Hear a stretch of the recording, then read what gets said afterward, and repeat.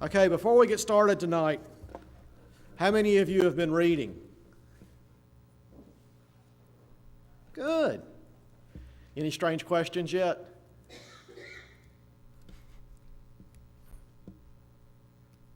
Candy was reading ahead and she asked me a bunch of strange questions about the next part of Genesis. You know what I told her?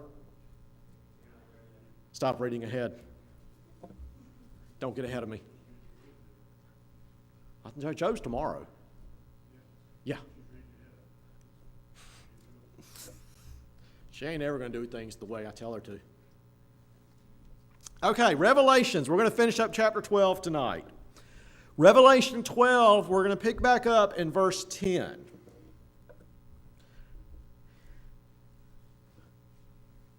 Revelation 12:10. And I heard a loud voice saying in heaven, Now is come salvation and strength and the kingdom of our God and the power of his Christ.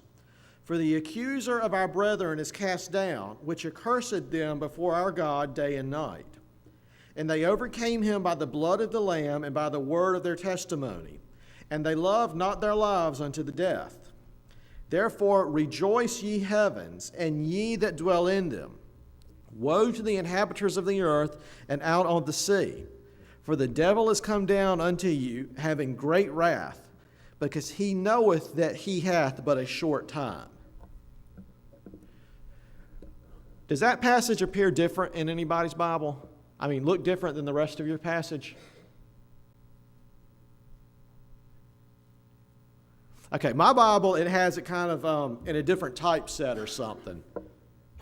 I don't know the significance of that. It might just be my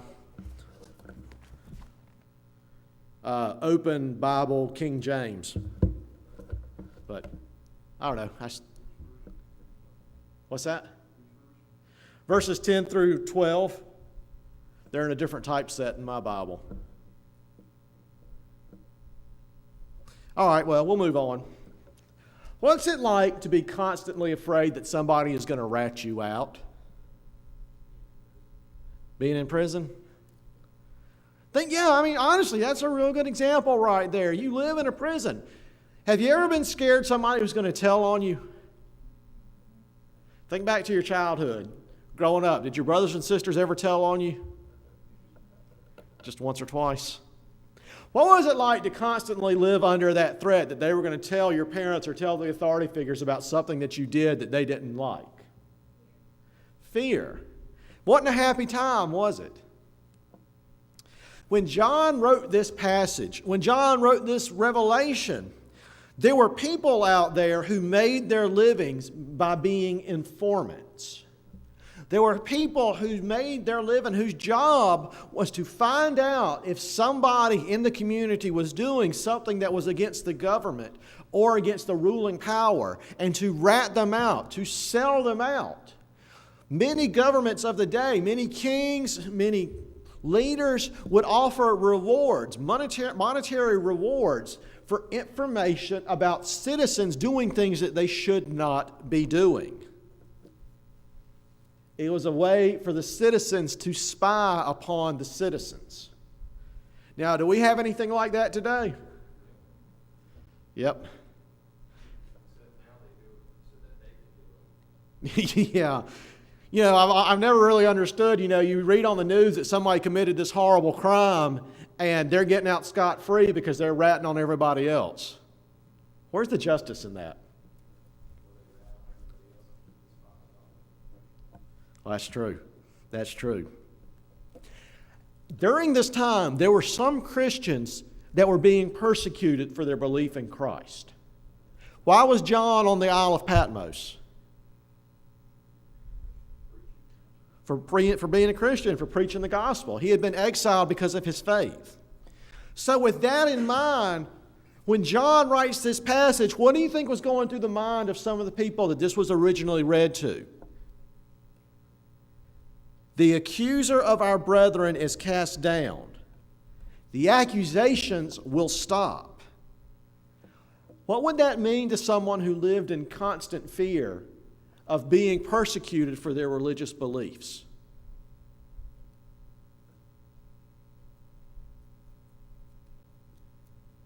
Y'all are so quiet, I can hear the monitor buzzing. John was sent to Patmos because of his beliefs. Many of the people that he was writing to knew people or had family members, or they themselves were being persecuted for their religious beliefs.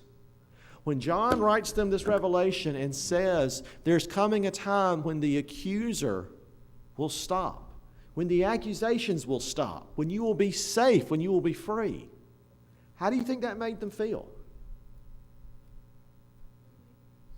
Relieved, excited, happy.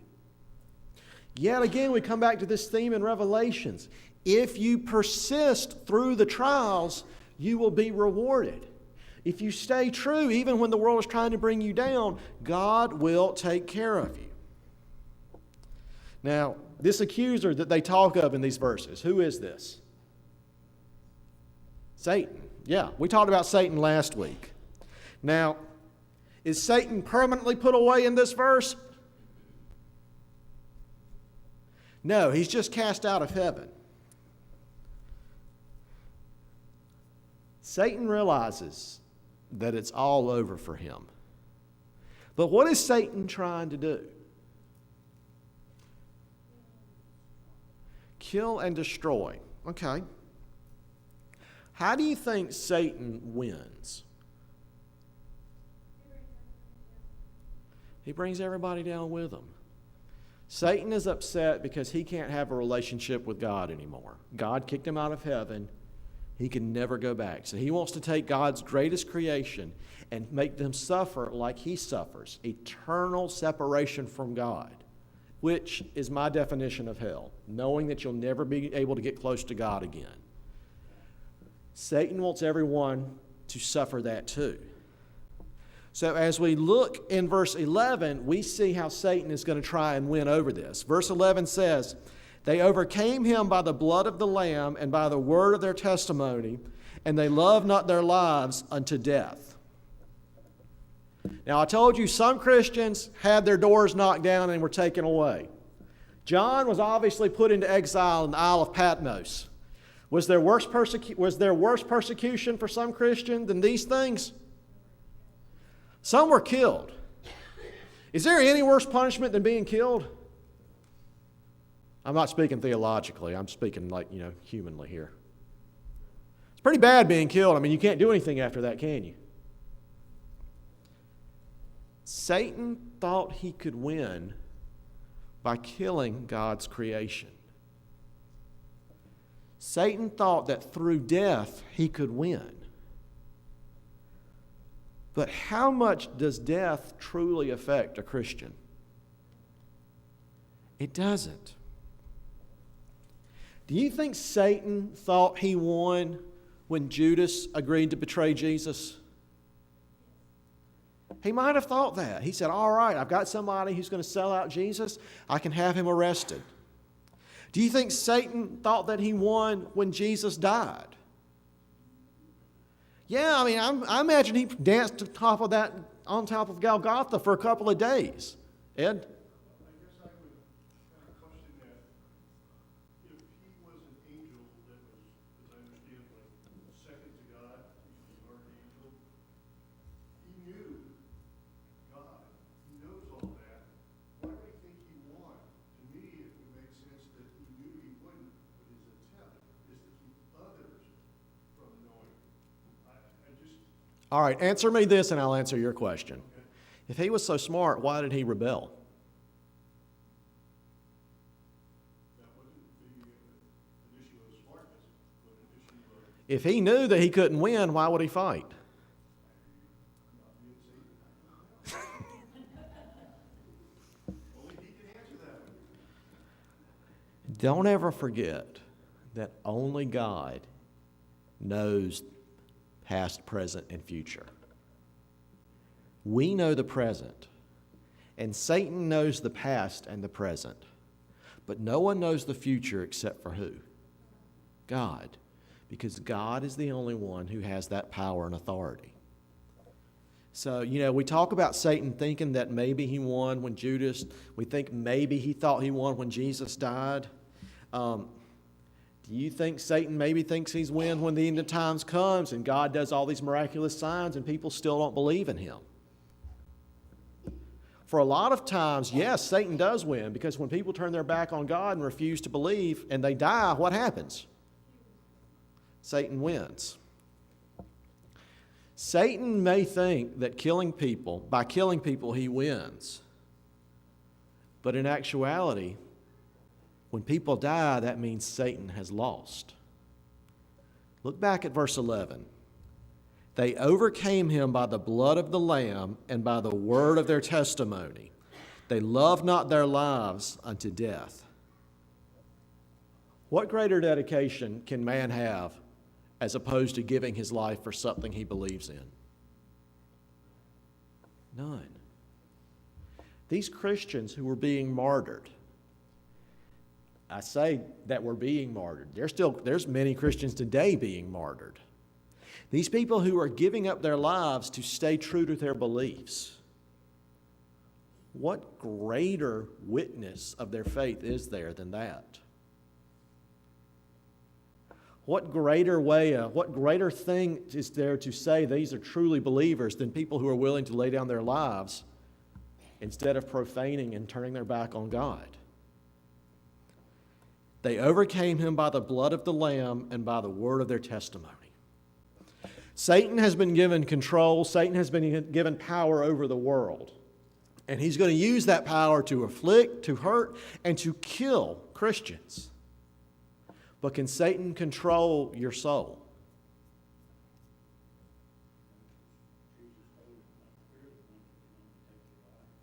Right. You know, I hope nobody in here has to be martyred. I hope none of us in here face a death before our time. But if we're really honest, those of us who are saved, is death really that bad? Exactly. We have something greater awaiting us. We have something greater than life itself waiting us after we die. John here is reminding these people who are being persecuted, these people who are being accused, these people who are living in fear because of their beliefs, that even though the devil may take their life, that their faith and their God who they profess will take care of them, and that they will live not again, but eternally. Therefore, rejoice, ye heavens. Rejoice. What does Christ promise those that lose their lives for him? Eternal life?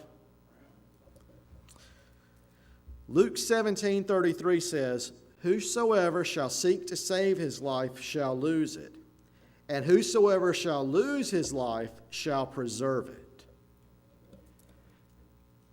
I hate to say it, but I'm sure that some of the people that John wrote to had somebody knock on their door and accuse them of being Christian. And I know that some of them probably denounced their faith in order to save their lives. But in saving their earthly life, what did they lose? Eternal. On the other hand, I know there were some people that heard that what John had wrote here and had people knock on their door and say, "Hey, are you a Christian? Are you a member of this religious sect? Do you believe in this Christ?" And when they said yes, they eventually lost their life because of that. So while they may have lost their earthly life, what did they gain for that? Eternity. What's greater, earth or eternity? Eternity. God, who controls all life, grants eternally what the devil has no control over. I told y'all before, the devil cannot create, the devil cannot make anything. He can change things, he can corrupt things, but only God can create and only God can give good. So, Christ's sacrifice means that we can all conquer death, and our faith in his death and his resurrection means we can be resurrected and conquer death as well. John put this in here to remind Christians that Christ himself said, "You may kill this body, but in 3 days I will rise again." God has power. God has great power. And to those who remain faithful, will be taken care of. All right, let's move on a little bit. Last part here, verse 12, when it says, woe to the inhabitants of earth and to the sea, for the devil is come down upon you, having great wrath, because he knoweth that he hath but a short time. Have you ever gotten a wild animal into a small, confined area? It's not a happy time, is it? No. You ever like back a squirrel into a small thing and think you've got him, all of a sudden that squirrel jumps out and just starts going crazy ninja on you? Not that that's ever happened. What happens to a wild animal when it's cornered? The wild comes out. What do you think is going to happen to Satan when he's cast down to earth this last time? He's going to go wild. He's going to go crazy. He's going to do everything that he can because he knows his time is short. Now, I'm going to give Satan credit. Usually when Satan works, he's very sly about it. Satan loves to work in such a way that you don't realize it's Satan working. Have you noticed that? He's a trickster. He's a liar. Satan loves to work in the background and build things up so that before you realize what you're doing something that he wants you to do. But that takes time. When Satan gets cast down this last time, I don't know if he's going to be as subtle as he always was. I think the real devil is going to come out and he's going to be a lot more open. Because he knows he only has a little time left, and he's going to work as hard as he can to bring people to him. But we'll move on. Verse 13. And when the dragon saw that he was cast unto the earth, he persecuted the woman which brought forth the man-child. And to the woman were given 2 wings of a great eagle, that she might fly into the wilderness, into her place where she is nourished for a time and times and half a time from the face of the serpent. And the serpent cast out of his mouth water as a flood after the woman, that he might cause her to be carried away of the flood. And the earth helped the woman, and the earth opened her mouth and swallowed up the flood which the dragon cast out of his mouth. The dragon was wroth with the woman, and went to make war with the remnant of her seed, which keep the command of God and have the testimony of Jesus Christ. Now, last week we talked about this. Who did I say that the woman represented? Israel, okay, that was one of them. Does anybody remember the more modern one that I said it might represent? Church. We'll make y'all start taking notes.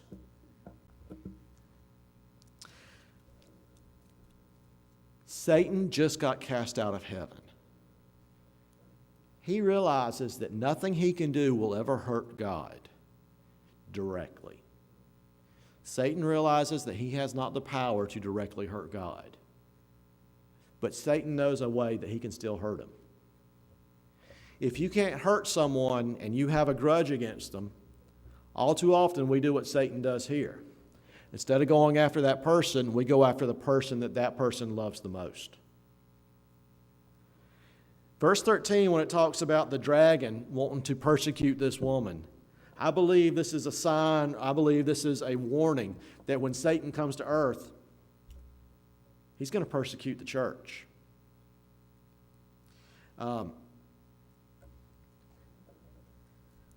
Acts 9:4 says, he fell to the earth. We're talking about Saul on the Damascus road here. He fell to the earth and heard a voice saying unto him, Saul, Saul, why persecutest thou me? Who's this talking? Jesus. Do you see how he words it though? What was Saul doing on the road to Damascus? He was persecuting the church. He was seeking out these new believers to hurt them. To some extent, people say even to kill them. Jesus stops and blinds them on the road. And it's very important the way Jesus words this. Joe, you said it. Who does Jesus say that Saul's persecuting? Him. So Saul persecuting the church is like persecuting God himself. Satan knew this. So Satan is going to persecute the church. Is it?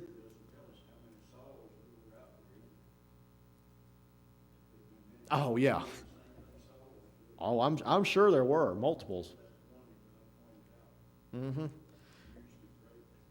Very greatly. So the lesson of that, people, no matter how bad you've been, God can still use you. Is it a surprise to realize that Satan is going to persecute the church? Do we ever think about that? Do we ever talk about it? Satan is going to persecute the church. It's common knowledge, isn't it? You attack your enemy where they come together at. Where do we Christians gather more than when we're in church? When is there a larger congregation of us besides the times when we're in church? Family. But think about it for a minute. If Satan wants to hurt the church, wouldn't it be easy for him to slip in when we have a crowd of people? Maybe murmur something in somebody's ear and let that murmur take over and grow a little bit?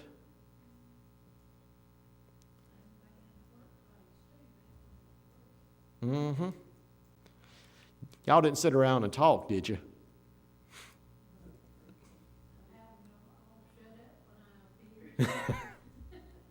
It's never a good sign. Satan is going to attack our church because he does not like people who come together to serve God. But very interesting. What happens to the woman? In this passage of Scripture, what does God do for this woman to help her and to save her? How does he protect her? Gives her wings of an eagle. Have we heard that before? Where have we heard that before? Mount up his wings of an eagle. Okay, hold on a second. We'll get to that passage. What's that? Isaiah. Actually, it occurs more than just in Isaiah. In Exodus 19, it says, "Ye have seen what I did unto the Egyptians, and how I bare you up on eagle's wings and brought you unto myself." Deuteronomy 32 says, "An eagle stirreth up her nest, fluttereth over her young, spreadeth abroad her wings, taketh them, and beareth them on her wings. So the Lord alone did lead him." And finally, the Isaiah verse. "But they that wait upon the Lord shall renew their strength. They shall mount up with wings as eagles. They shall run and not be weary, and they shall walk and not faint." There's a reoccurring theme in the Old Testament that eagle wings saving people from calamity is a sign of God's direct involvement in helping people. Every time we see eagle's wings mentioned in the Old Testament, God is personally intervening to help someone who is downtrodden or help someone who has been afflicted because of their beliefs. That offers kind of a reassurance, doesn't it? We take this woman to be the church. What does God say He's going to give to the church to help them in time of struggle? Wings of an eagle. Or as we can interpret it, God Himself is going to come and take care of some issues.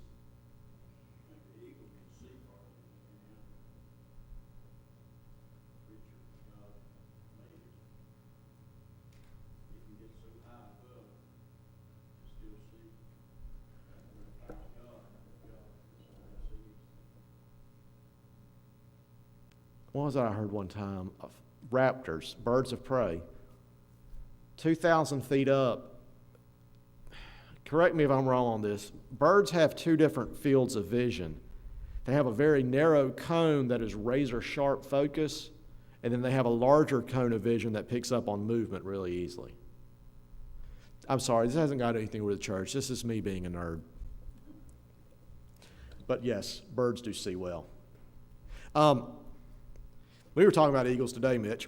Is there any bird out there that's more majestic than an eagle? You ever see an eagle nest? You know, eagle's nest weighs several tons. Eagle's nest weighs as much as my truck, and that's saying a lot. Eagle's wings are pretty strong. I just think God giving direct help and everything, that's pretty awesome. All right, we'll move on. We'll talk about eagles all night. The serpent cast out of his mouth water as a flood after the woman, that he might cause her to be carried away of the flood. Any of you in here go to the beach a lot? Would you believe I used to surf? Why are you raising your eyebrows like that?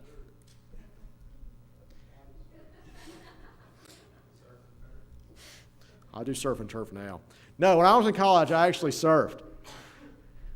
When you're in the ocean and you're standing where the waves are breaking, small waves, medium waves, you can stand up to those, and they'll break right over and you'll be fine. But every so often, you'll have a large wave roll in, and when that large wave hits you, there is nothing that you can do. You get caught up in that wave, and you wind up somewhere down the beach. Y'all know what I'm talking about? Satan is unleashing this flood because he wants to overcome this woman. He wants to catch her and to deal with her. But what happens? The earth swallows it up. How weird is that? Weird? God did open the earth and swallow people. The earth opening up and swallowing a river is not that weird to the people who John is writing to. In Asia Minor, during this time, there were several rivers that would be flowing along. And because of the geography of the land and because of some of the seismic things, these rivers would flow to a spot, and then all of a sudden they would disappear under the ground.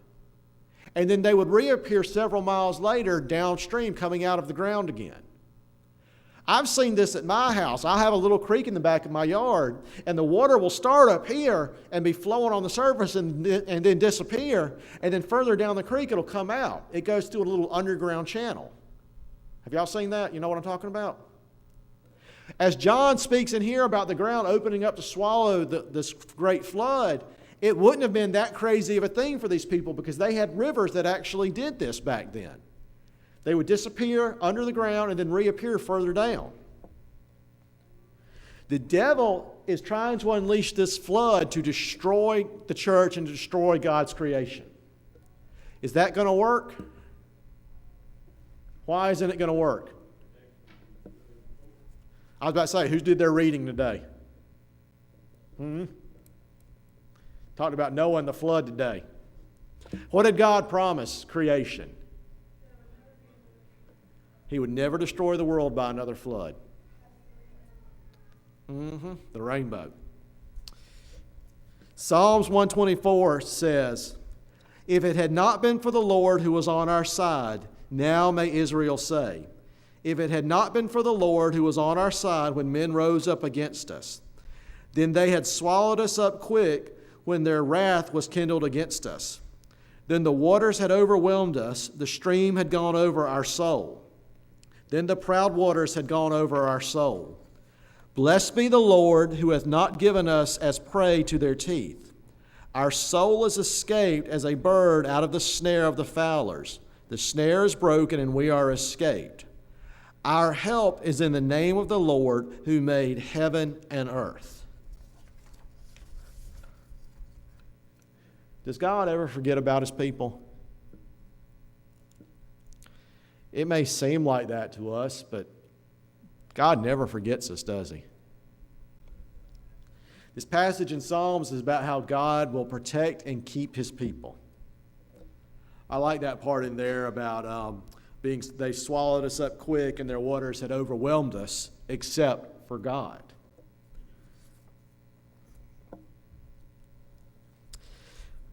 God will protect us. Let's look at the last part of this. The dragon was wroth with the woman and went to make war with the remnant of her seed, which keep the commands of God and have the testimony of Jesus. Satan is going to spread his persecution. It'll start locally and then it will spread into the entire globe. When John was writing this revelation, where was the center of the Christian church? What's that? Jerusalem, Israel, Asia Minor, that area. That was the center of the Christian church when John was writing this. Where is the center of the church nowadays? Where's the center of the Christian church? I would argue that it is us. What country has greater religious freedom than us? Which country, truthfully, which country loves God and serves God more than we, more than us? I mean, it's up to debate, but I'd be kind of hard-pressed to know of any country that is more dedicated to God than America. Am I wrong? If we're the strong point of Christianity, if we're the strong point of the church today, where is Satan going to attack? Us. Do you see that starting now? You know, I'm going to preach here for a minute, but y'all feel free to jump in.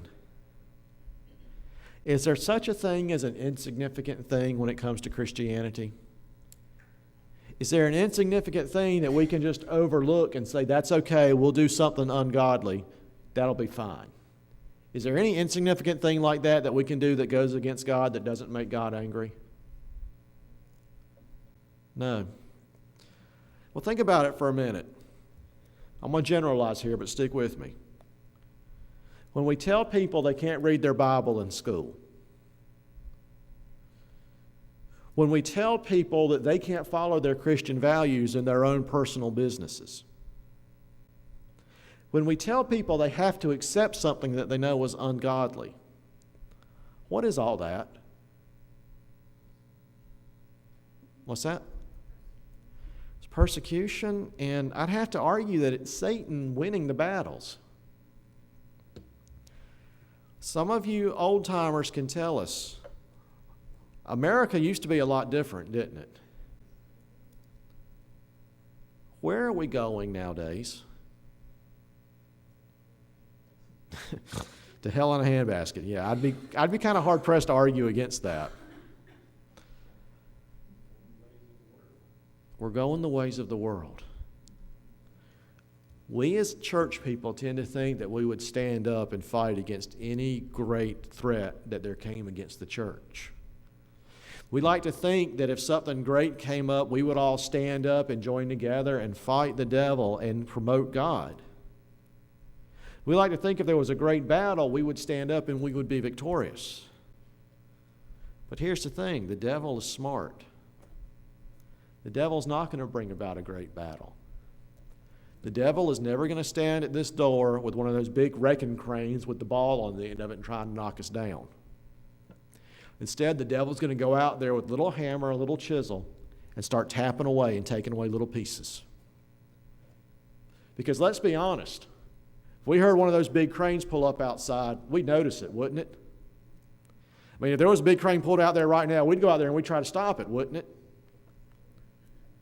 But would we even know there was somebody out there right now with a hammer and chisel tapping away? Wars are not won and lost in great battles. Wars are won and lost by adding up all of the small battles. Friends, we Christians are losing a lot of small battles. I know I told you we wouldn't get too deep into this. But when we talk about when the end of times is coming, I think that's one of the most telling things right there. We are losing far too many small battles. We are losing this fight. Turn on the news. You hear about that couple in New York? They wanted to have a gay wedding at their place, and it was their home, and the state of New York ruled that they had to do it, and they had to pay a fine because they refused. This was somebody's own personal house. Y'all, we are losing the battle. We need to get together. We need to grow strong, and we need to stop giving in to so many little things that the devil is doing. We are the front lines. We are the ones who are being persecuted. It may not be as open and it may not be as apparent as it was in the time of John. But Satan is still alive and well, and he is doing everything that he can to destroy us. We need to wake up and open our eyes and realize that we must go out there and we must fight. We must stand when the world tries to knock us down. And if we believe it, by gum, we better stand up and believe it. Amen? So, all right. That's what I got for tonight. Questions, comments?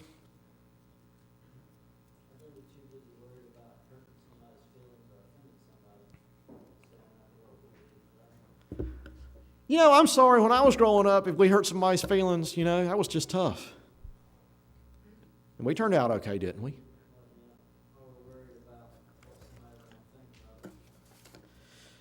We become so concerned with what somebody else thinks that we don't know what to think anymore. I hate to tell you, but ain't nothing out there for everybody. There ain't one church that's going to fit everybody. Some people aren't going to be happy in one church, and some people are going to be happy. But if we start trying to dumb down and take away our message so that everybody's happy, what good are we doing? Go out there and preach God. If somebody gets upset, they get upset. Somebody gets mad, they get mad. I'd rather have a person mad at me than God disappointed in me. So.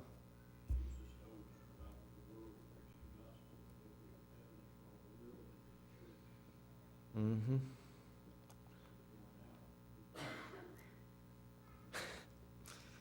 You know, I won't keep coming back to that point. Preach God. Serve God. That's it. If we can do that, we'll be okay. But when we start diluting things and start trying to be what the world wants us to be, all right, I'm sorry if I offend you on this. Yeah. Presbyterians. Y'all heard what the Presbyterians did? Presbyterians have okayed homosexuality. They have sold out one of their core beliefs in order to appease people and to be more willing and more friendly to the world. What good has that done them?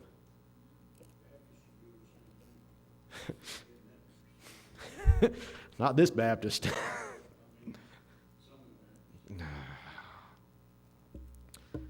Y'all, if you have, you know, if I can care for you, but I'm going to realize that you're a sinner and you're almost as big a sinner as I am a sinner. I ain't going to change my message. I can still love you, but I ain't going to change who I am and what I believe. And the more that we take the stand and do that, I think the better off we'll be. You can still love these people. You can still love them even if they're full of sin.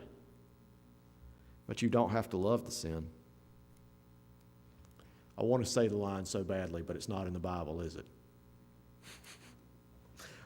St. Augustine said, love the sinner, hate the sin. Not in the Bible. So, all right, I'll preach again if you let me. Well, I got an early morning, so. Any other thoughts or comments? Yeah.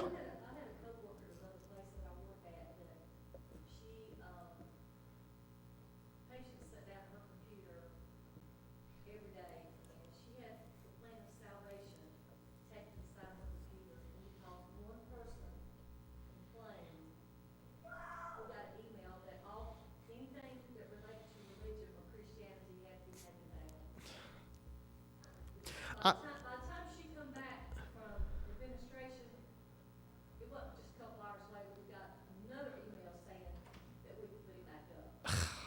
She stood up for what she wanted to do. Yeah, I never understood why one person outweighs 99 others. So,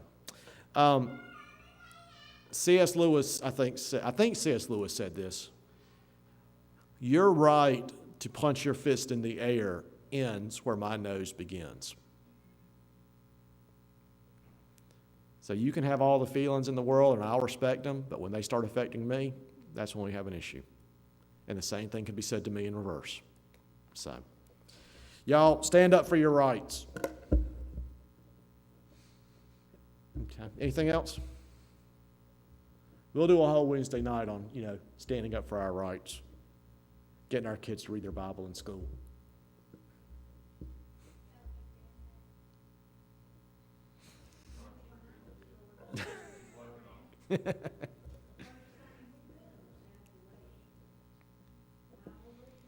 Mm-hmm.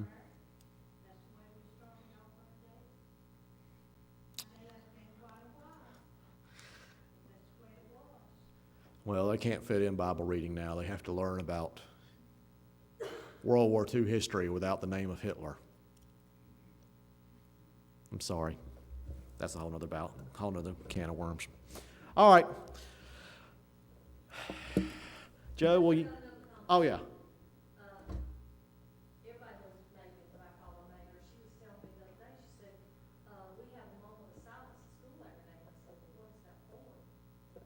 She said, I don't know. She said, I use it to pray.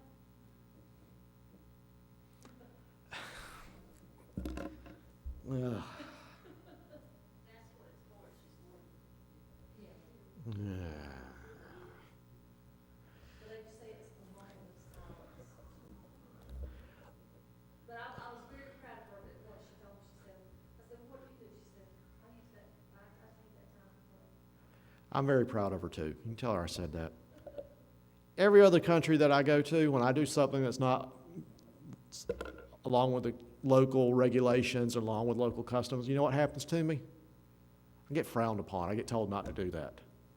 I come to America and I don't like what's going on. I can say something and get it changed. Freedom has gone too far. Joe, will you close us in prayer?